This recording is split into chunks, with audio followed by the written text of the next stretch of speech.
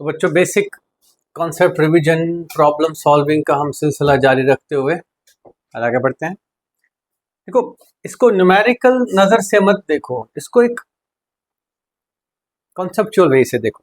कह रहा है कि एक ब्लॉक है, उस पर 5 न्यूटन का फोर्स लग रहा है इधर को, और 3 न्यूटन का फोर्स इधर लग रहा है। The two of the forces on the are shown. A frictional force exerted by the surface is the only other horizontal force. The ठीक है, और constant velocity से चलना मतलब net force because it is an equilibrium situation. Constant velocity is also याद रखना because force zero होगा बेटे. Okay, that means देखो 5 इधर खींच रहा है, अकेला 3 तो इसको बैलेंस कर नहीं सकता, तो फ्रिक्शन कितना होगा? 2 न्यूटन। और किस तरफ को? ठीक है, तो इस ब्लॉक पे एक तो इसको रोक कौन, खुद सोचो, ऐसे समझ लो, आपको लग रहा है सपोज एक डब्बा रखा है यहाँ पे, आप उसको हिला देते, लेकिन यहाँ से किसी छोटे बच्चे ने उसको पकड़ के रखा हुआ है, बट तब भी आप हिला नहीं पाते हो। वजह क्या है?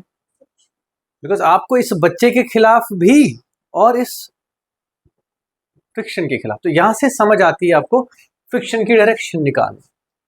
बाकी this is not a question of numerical problem नहीं है। I wouldn't put it in a numerical section, I would rather put it in your idea of equilibrium कि हाँ भाई, वेलोसिटी कांस्टेंट होने पे फोर्सेस जीरो होने चाहिए। सही बात है कि नहीं?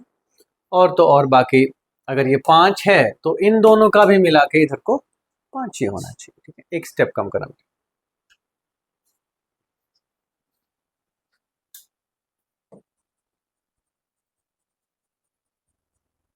चलो जी, two forces, one with a magnitude of 3 Newton and the other with a magnitude of 5 Newton are applied to an object. ठीक है, दो फोर्सेस हैं, अलग अलग ओरिएंटेशंस दिए हुए हैं। For which orientation of the force shown in the diagram is the magnitude of the acceleration of the object least? यानी एक्चुअली मैं बोलूंगा नेट फोर्स अगर निकालना हो आपको तो कैसे निकालते हो? किसी बॉडी पे अगर नेट फोर्स निकालना हो तो हम उसके वेक्टर रिजल्टेंट निकालते हैं, because force is a vector quantity. ठीक है कि नहीं? तो कह रहा है कि सबसे कम एक्सेलरेशन किस केस में होगी? ए में। ठीक है, क्यों? वजह क्या है?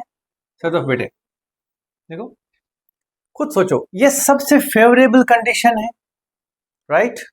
इसके बाद ये फेवरेबल है, इससे कम फेवरेबल ये है, इससे कम ये, तो यहां तो पूरी की पूरी लड़ाई हो रखी है। नेक्स्ट सी बात है, सबसे कम नेट फोर्स किस केस में होगा? यहाँ। सदब को समझ आ रहा है कि नहीं हर्षित? ठीक है, तो जितना हो सकता है इस चीज को न्यूमेरिकल प्रॉब्लम निकालने की जरूरत, you have to see and inspect. I want you to do this exercise by inspecting things, by trying to reason, by trying to understand. Okay, of course that is सबसे कम वहां होगा, सबसे ज्यादा पूछता तो डी। ठीक है कि नहीं? कुल मिला के बाय द वे एक चीज बताओ, अगर इतना ही फोर्सेस हैं तो यहाँ पे नेट फोर्स कितना है? 5 - 3। देखो सदफ को ध्यान नहीं बेटा, आज कुछ गड़बड़ है, क्या बात है? पक्का? It means 5 positive and 3 negative, तो बचा 2। It's a vector quantity. Okay, और यहाँ पे 5 भी पॉजिटिव 3 भी पॉजिटिव, दोनों हेल्प कर रहे हैं एक दूसरे की। तो ठीक है। अच्छा बाय द वे, यहाँ अगर मैं बोलूं डायरेक्शन ऑफ मोशन किधर होती है? अगर रेस्ट पे होता, it should have been somewhere here. ठीक है कि नहीं? 5 न्यूटन थोड़ा सा ज्यादा अपनी तरफ खींचता, 3 न्यूटन थोड़ा सा कम। हर्षित कहाँ खोया बेटे? ठीक है, राइट? ओके, अगला सवाल तो ना, इसको आई होप ऑनलाइन बच्चे देख सकें इसको। A crate rests, crate मतलब एक डब्बा, rests on a horizontal surface and a woman pulls on it with a 10 Newton force.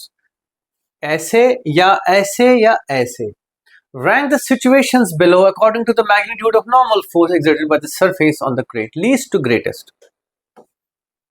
Least to greatest, यहां से जो सरफेस इसको नॉर्मल फोर्स प्रोवाइड करेगी।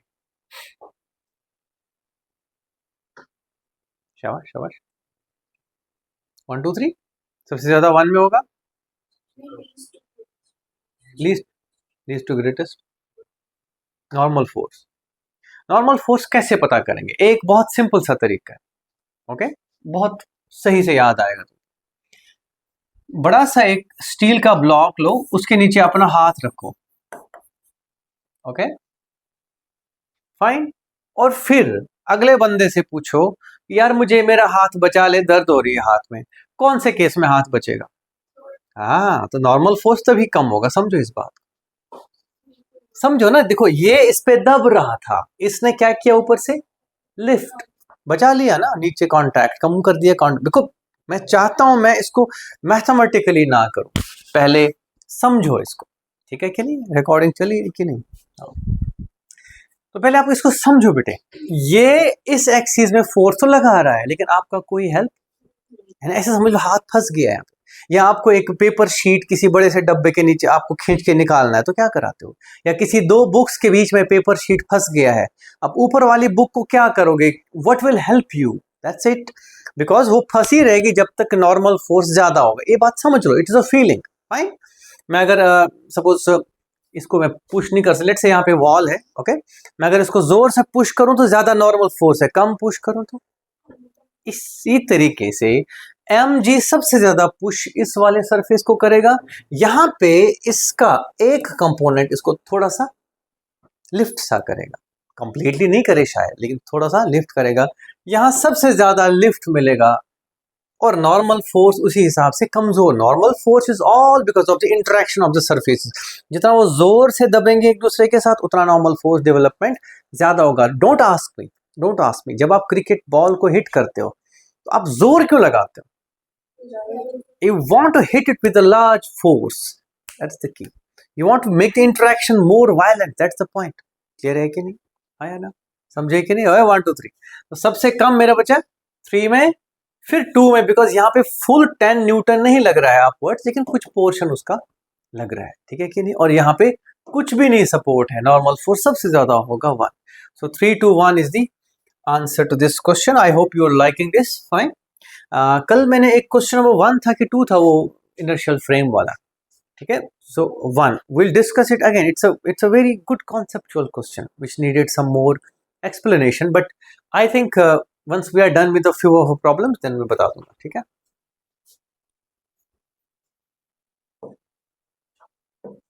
Okay, next we'll be discussing more questions on this now.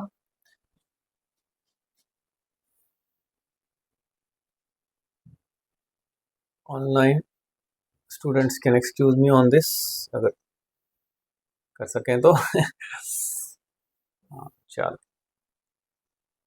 okay. A wooden heavy block is dragged by a force like this and like this along a rough steel plate as shown in the figure diagrams for the two cases. The magnitude of the applied force F is same for both the cases. The normal force in 2 as compared to the force in 1 is more है, same है, less है, greater है।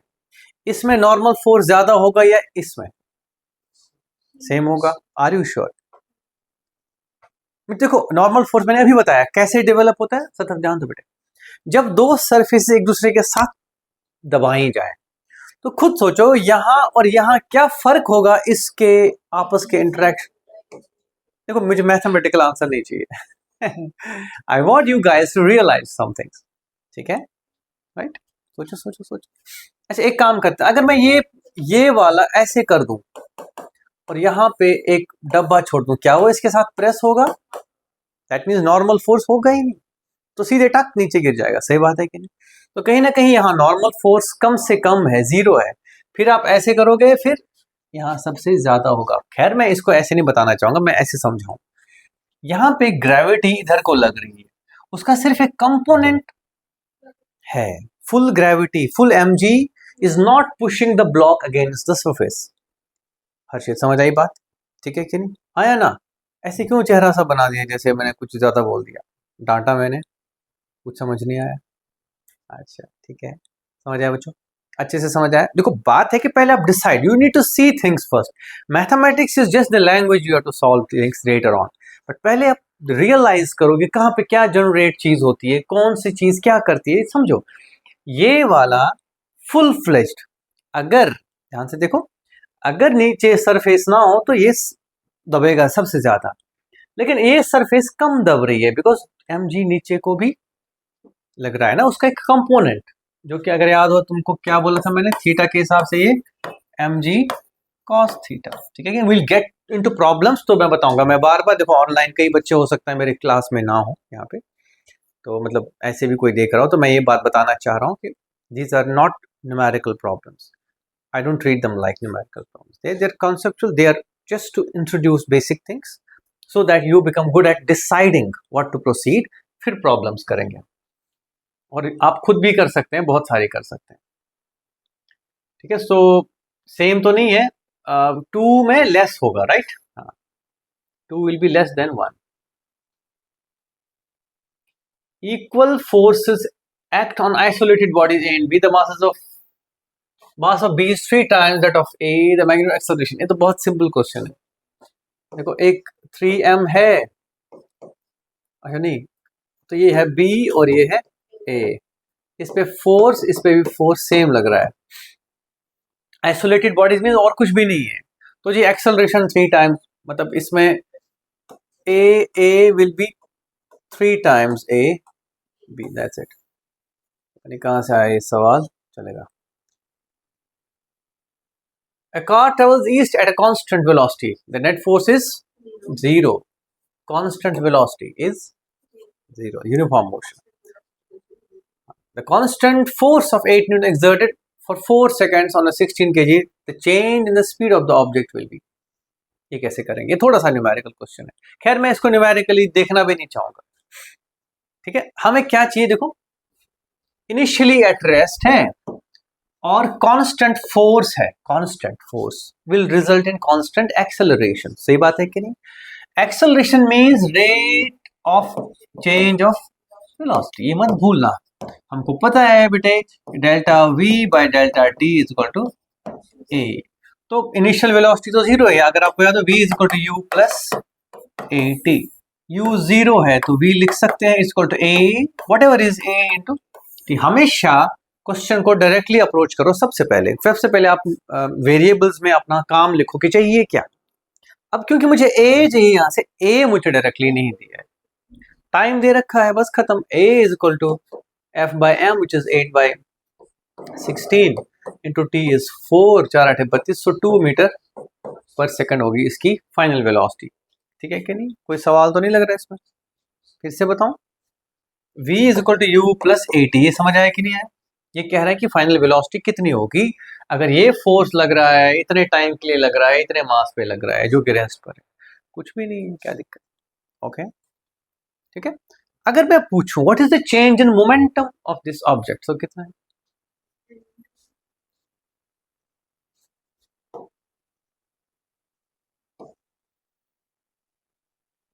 M to be तो ठीक है, लेकिन मास पता नहीं है। अब याद करो, शाबाश, yes, delta P is F into delta T बेटे, तो F is 8 into delta T is 4, आ चुके 32 किलोग्राम मीटर पर सेकेंड, ठीक है। साथ साथ ऐड करो अपनी कॉपी पे, ठीक है। हो सकता है मास ना दिया होता तो वेलोसिटी निकालने लगते, एम वी, फिर पोते एम कहाँ से लाऊं मैं, है ना, कि दादाजी को फोन कर रहे होते कि दादू मास भेज दे भाई, है ना, ऐसा नहीं होगा। शाबाश, ठीक है मेरा बच्चा, आ जाए कि नहीं, नींद आ रही है, आजकल नींद नहीं आ रही तुमको, क्या बात है।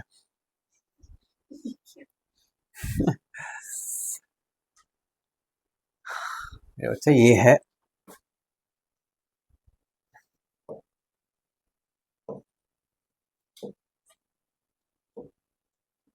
बैक टॉक नहीं, पीछे बैठ के बातें नहीं करनी है, शांति से बात, क्वेश्चन करो यहाँ पे,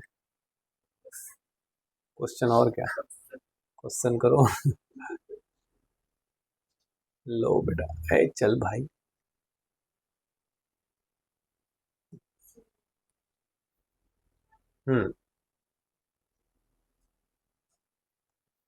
यार ये टेक्नोलॉजी तो ठीक है, लेकिन चलो, a 6 kg object is moving south, a net force of 12 is result on the north, results in the object having an acceleration of, ध्यान रखें, देखो ये बहुत छोटी छोटी चीजें हैं, ठीक है, ये बातें मैंने बीच बीच में बोली हैं, I am just trying to highlight things, nothing else. एक बॉडी साउथ को जा रही है, ठीक है, इसका 6 kg मास है और 12 न्यूटन फोर्स अपवर्ड नॉर्थ को लग रहा है, ठीक है। सिंपल, अंडरस्टैंड दैट फोर्स और एक्सल, देखो ध्यान से, F is equal to m a, vectorially force और एक्सेलरेशन की सेम डायरेक्शन होगी। मोशन का, वेलोसिटी का एक्सेलरेशन से डायरेक्शन का कोई नाता नहीं है, जरूरी नहीं है ना, तो ये ध्यान रखेंगे मेरे बच्चों। तो that means it will be north, 12/6 which is 2 north, that's it. अगर हमने पॉजिटिव नेगेटिव यूज किया होता, पॉजिटिव इधर, तो ये नेगेटिव होनी थी, ठीक है कि नहीं, नोट कर रहे हो साथ साथ। An automobile is pushed along a level road by 4 students who apply a total forward force of, गाड़ी है कोई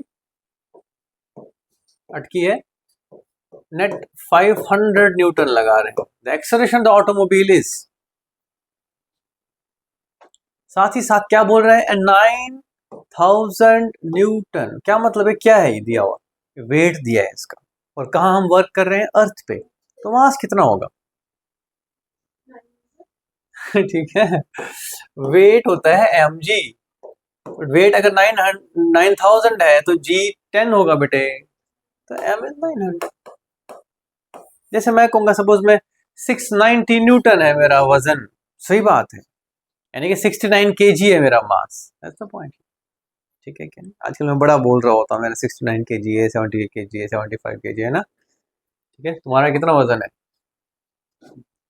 89, अच्छा ज़्यादा कम है, 50s में है, चलो ठीक है यार, ये पर्सनल डेटा है, मैं क्यों मांगू ठीक है मेरे बच्चों, ओके। तो दैट इज द आइडिया कि पंगा क्या है, क्या आपको वेट का कॉन्सेप्ट है या फिर आप उसको भी मास समझते हो। क्वेश्चन ये है, देखो बच्चों, may be you may not be having this confusion, but बहुत सारे बच्चों को ये कंफ्यूजन होता है, ठीक है, कि वो कई बार वेट को, मास को ध्यान नहीं देंगे, लगा देंगे 9000, ठीक है कि नहीं। तो बेटे 500 by 900 will be the acceleration because force by mass, so that is approximately 5, मतलब 0.5 के आसपास, तो this will be the answer।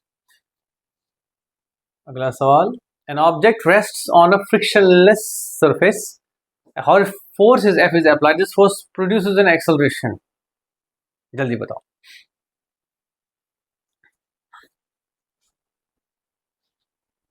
एक हॉरिजॉन्टल फ्रिक्शनलेस सरफेस पे रखा हुआ है और आप एक फोर्स लगा रहे हो, राइट, ये क्या हुआ, हाँ, तो this force produces an acceleration, कब,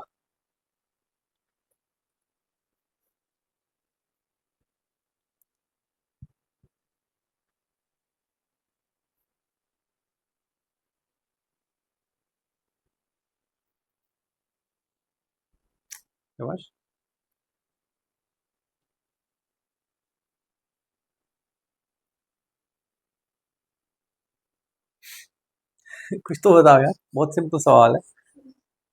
बी,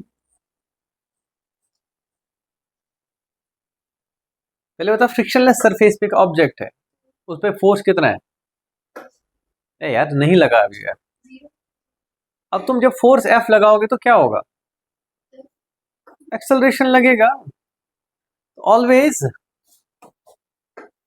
फ्रिक्शनलेस है ना, तुम वजन से क्यों घबरा रहे हो, तुम किसी चीज से क्यों घबरा रहे हो, एम जी तो डाउनवर्ड लगेगा ना, उससे कोई दिक्कत नहीं हमको, हम धक्का देंगे चलेगा, कोई दिक्कत, ठीक है, ओके। नहीं, देखो कैसी गलतियां करते हैं आप लोग, ठीक है, you just don't want to be sure at things, so understand कि कुछ खास नहीं होता है, वो क्या करें, समझ आए कि नहीं बेटे।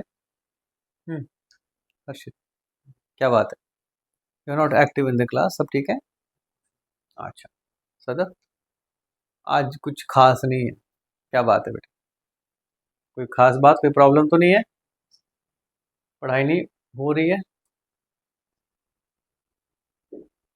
A 25 kg crate is pushed across a frictionless horizontal floor with a force of 20 directed 20 degree below the horizontal. हालांकि 20 डिग्री का हमारे पास कोई वो नहीं है,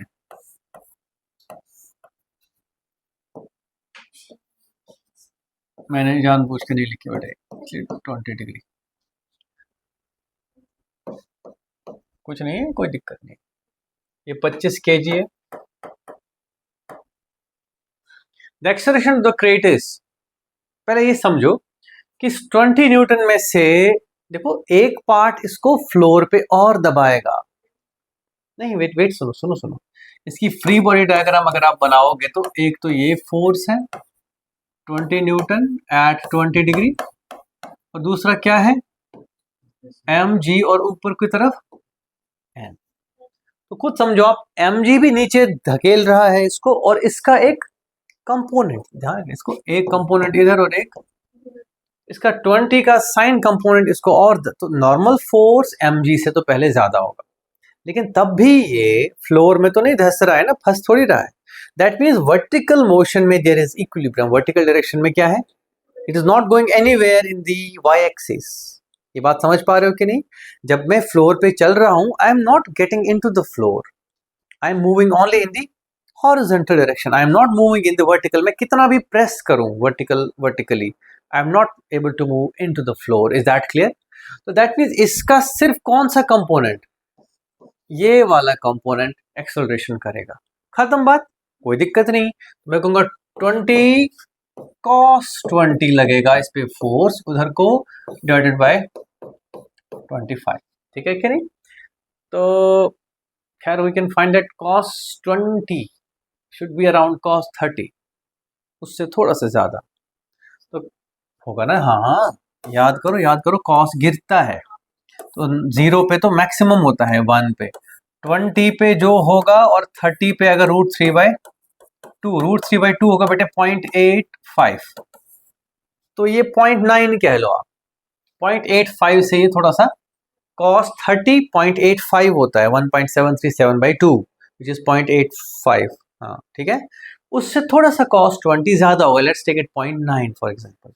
तो बस 20 इंटू 0.9 डिवाइडेड बाई 25, ये हो गया 18/25। अब इसको सॉल्व कैसे करेंगे बताओ? शाबाश, इसको 4 से मल्टीप्लाई भी करो और 4 से, ठीक है, 36 36 72 7 point something, 72 divided by 100 it's 0.72।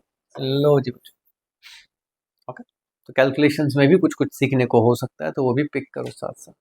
कभी भी 25 5 इनमें फंसो तो कहाँ बदलो उसको, फटक से 10 100 में पलटो उसको, ठीक है? समझ आई बात? Are you done with this idea of 20 degree? मैंने क्यों किया इसको 0.85 से थोड़ा सा बढ़ा दिया, okay, just for the sake of this. हो सकता है मेरा आंसर लेकिन सही ना हो बेटे, आंसर नहीं ठीक है, मतलब ठीक अंदाजा लगाया हमने इसको, ठीक है कि नहीं? ओके। और कोई था 0.27 तो था ना, एक्चुअली 0.8 नजदीक था ना, मैंने सोचा हो सकता है ये 0.93 हो तब तो 0.8 होना था वो, तो ये मसला था। नेवरदलेस आगे बढ़ते हैं। हर्षित क्लियर है? कोई बात तो नहीं है? ऑनलाइन किसी को कोई डाउट हो तो डिस्क्रिप्शन में ईमेल है, you can send your doubt, ठीक है? समझे कि नहीं? चलो अगला करो। A ball with a weight of 1.5 Newton is thrown up at an angle of 30 degree with the horizontal with an initial speed of 12. At its highest point, the net force on the ball is. It's like that. बोलते नहीं वो traps नहीं होते हैं जंगलों में, है ना? वो नहीं हमारे यहाँ दिखाते हैं, वो जैसे कोई टिपिकल मूवी दिखाएंगे जहाँ पे कोई खतरनाक बंदा जंगल में अकेला फंस गया, फिर वो एक एक करके अपने दुश्मनों को फंसा लेता है, तो वैसे ट्रैप्स में फंस जाते हैं। टॉप मोस्ट पॉइंट पे the force will be equal to mg, बस खत्म। Why are you asking it to stop being acted upon by a force? तुम्हारे हिसाब से वो फिर उसके बाद क्या होना चाहिए? देखो दैट्स इट, फोर्स जीरो कर दिया यार, वेलोसिटी जीरो होती है, और वो भी कौन सी वाली? वर्टिकल। मैंने बार बार बोला प्रोजेक्टाइल में हॉरिजॉन्टल थोड़ी जीरो होती है। देखो मैं इससे क्या बताना चाह रहा हूं, कितने भी प्रिपेयर्ड रहो आप, there are tendencies which make you fall into traps, ठीक है? जितनी गलतियां करोगे उतना बेटर हो जाएगा धीरे धीरे, बट आदत मत बनाना हर बारी आंसर गलत दे दिया पहले और फिर सही किया। नो, पहले सोचो, give it a proper thought. सबसे बढ़िया रहता है कि आप माहौल देखो, जैसे आपने जब फेंका इसको ऊपर तो उसको पूछो कि क्या हो रहा है। तो सबसे पहले ये, अब आई बात कि चलो वैल्यू कितनी होगी, है ना। देखो इसका वेट कितना है तो आंसर कितना होगा, ठीक है। सारी बातें कही है सामने इसमें, एंड अच्छी बात है कि बच्चे इसको सॉल्व करेंगे। पहले एम निकालेंगे इट्स सो फनी। पहले एम निकालेंगे 1.5 बाई जी, फिर निकालेंगे M g is equal to 1.5 by g into g, g g खत्म, ओ 1.5, फिर लास्ट पे 2.5 मिनट खत्म हो गए होंगे आपके। उससे बेटर क्या है, आप पहले ही दिमाग लगाओ। बट देखो बच्चों, मैं ये जो क्वेश्चंस करा रहा हूँ they are not targeted at some ridiculous exam, है ना। मेरी नजर में बकवास एग्जाम्स है तब तक जब तक आप सब्जेक्ट मास्टर नहीं करते हो, ठीक है। Not everybody should target this exam जब तक आप सब्जेक्ट मास्टर नहीं करते हो। ये एक, क्या बोलूँ मैं, एक ना, it's a sort of worship. तो आप ऐसे समझ लो, आपको पहले अपने आप को रेडी करना पड़ेगा। You have to understand the subject very well, practice it well. आगे बढ़े, टाइम कितना हुआ, 4:07। Just a moment.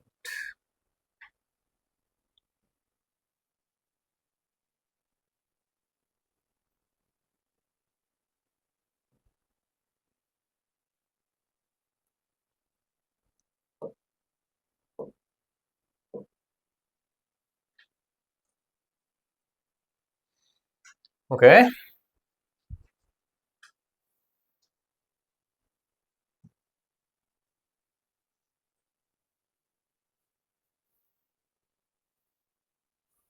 यही है। Two forces are applied to a 5 kg crate, बार बार क्रेट कह रहा है डब्बा। One is 6 to the north and other is 8 to the west. The magnitude of the acceleration. This is a question about finding net force. That's it. तो अगर मैं ऐसे रखूं फ्लोर, मान लो ये फ्लोर है हमारा, इस पे अगर मैंने एक बॉक्स रखा है, ये फ्लोर नहीं बेटे, है ना, ये टॉप है क्या, ये ध्यान रखना। इस पे एक फोर्स लग रहा है 6 टू द नॉर्थ और दूसरा फोर्स लग रहा है 8 टू द ईस्ट या वेस्ट, जो भी है, उल्टा कर दिया मैंने।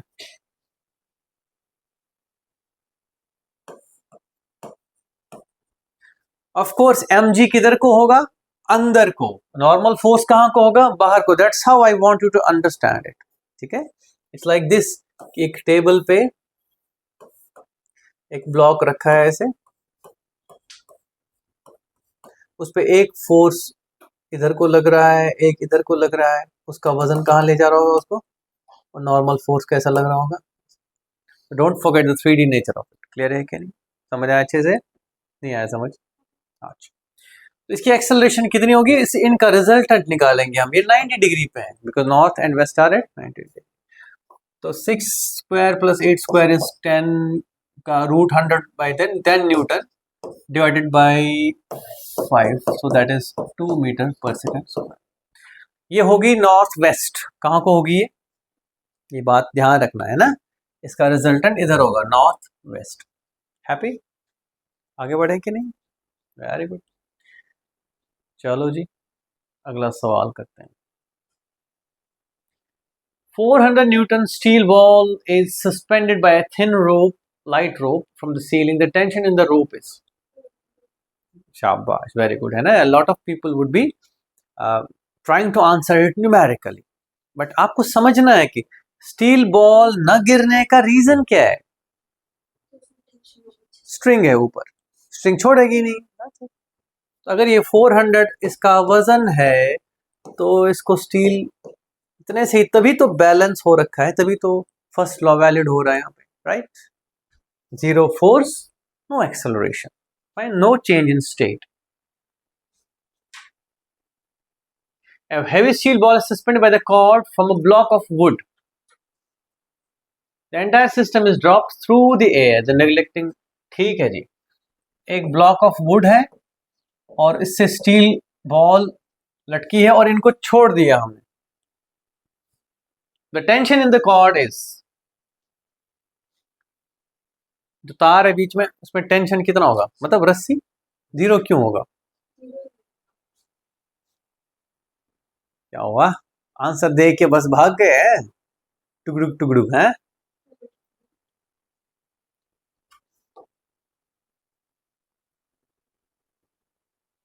पता नहीं, मैं तो I am not answering it till you are done with your speculations. शाबाश शाबाश, very good.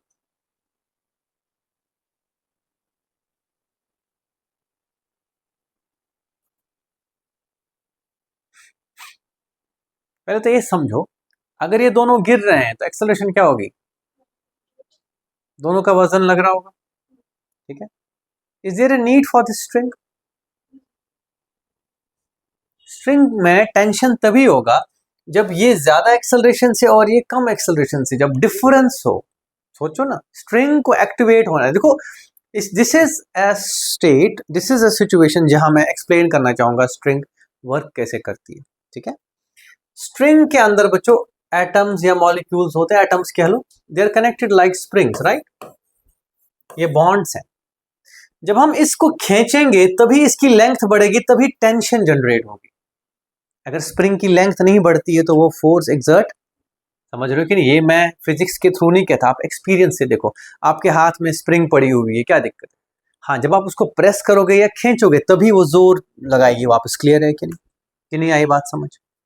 What I am trying to say is कि स्ट्रिंग जो है ना, बाहर से हमें लगता है कि ये वायर है, तार है या रस्सी है, लेकिन अंदर क्या है वो, it is nothing but atoms connected to atoms through bonds, and when you pull the two ends, you pull the springs actually, उससे टेंशन जनरेट होती है पूरे में। अब जब दो मासेस दोनों गिर रहे हैं, दोनों सेम हिसाब से गिर रहे हैं, तुम इनको बांध भी रखोगे किसी से, ये थोड़ी, इसको खुद समझ लो, ये अगर गिर रहा है ये भी सेम से गिर, तो there is no relative motion, there is no relative lengthening of the string, clear है कि नहीं, स्ट्रिंग पे कोई जोर नहीं आ रहा है, उसको जरूरत ही नहीं, ठीक है क्या नहीं। तो there is no relative distance that is increasing और डिक्रीजिंग, क्लियर है कि नहीं, समझ गए कि नहीं। तो जब एक मास दूसरे मास से कनेक्टेड है स्ट्रिंग, लेकिन अगर दोनों गिर रहे हैं तो उनके बीच का स्ट्रिंग का टेंस होना कोई जरूरत नहीं। एक और चीज मजेदार बता दूं इसमें, लेट्स से मान लो स्ट्रिंग में टेंशन आ ही गई है ना, लेट्स से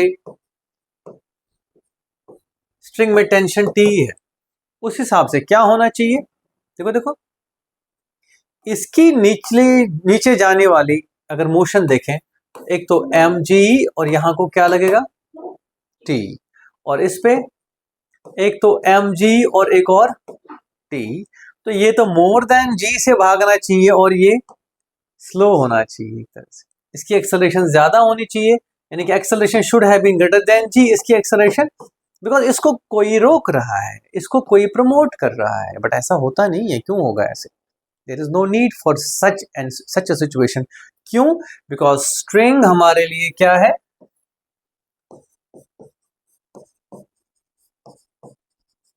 ठीक है, तो जब ये खींचेंगे तभी टेंशन डेवलप होगी, खींचेंगे नहीं तो टेंशन डेवलप, ऐसे समझना, दो बच्चे रस्सी पकड़ लो और दोनों एक ही स्पीड से भागने लग जाओ, तो वो रस्सी टाइट, वो टाइट कब होगी, जब अगला तेज निकलेगा पीछे वाला पीछे रह जाएगा, समझ गए कि नहीं, okay, so I think that is enough, समझ आया कि नहीं आया, कि नहीं आया समझ, ओके, सर्कस, हाँ बेटे, जीरो मतलब ऐसे, ठीक है, इतना समझ लो कि कभी भी दो मासेस फ्री फॉल में हो या सेम एक्सेलरेशन से जा रहे हो, उनके बीच में तार जोड़ के, रस्सी जोड़ के आप कुछ चेंज नहीं कर पाओगे, unless and until there is increasing distance between, जिसको बैलेंस करने के लिए रस्सी एक्ट करेगी करेगी, बिकॉज रस्सी टेंस हो जाएगी, एक तरफ ज्यादा जाएगा और एक तरफ ये एंड नहीं आएगा उतना, ठीक है कि नहीं, रस्सी एक्ट करती ही है by the system's tendency to extend it, okay, हल्का फुल्का सा एक्सटेंड होती है रस्सी, ओके, परफॉर्म बाय हाइड्रोक्शन figure the tension in the wire कितना होगा, क्वेश्चन पढ़ लो, ठीक है, इस वायर में टेंशन कितनी होगी बेटे,